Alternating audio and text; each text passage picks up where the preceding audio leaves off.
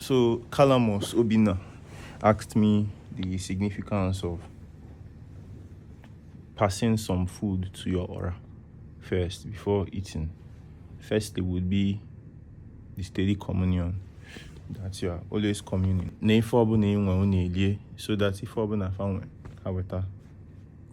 and obviously there is no doctrine.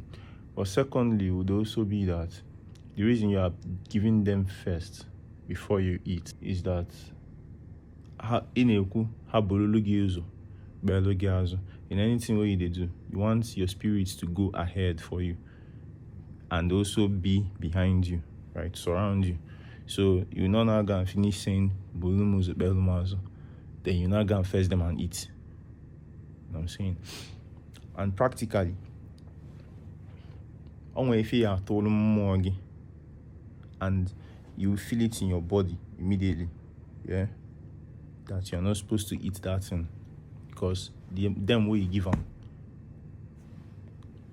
go just give you reaction immediately. So you go know saying you're not supposed to drop that thing can happen.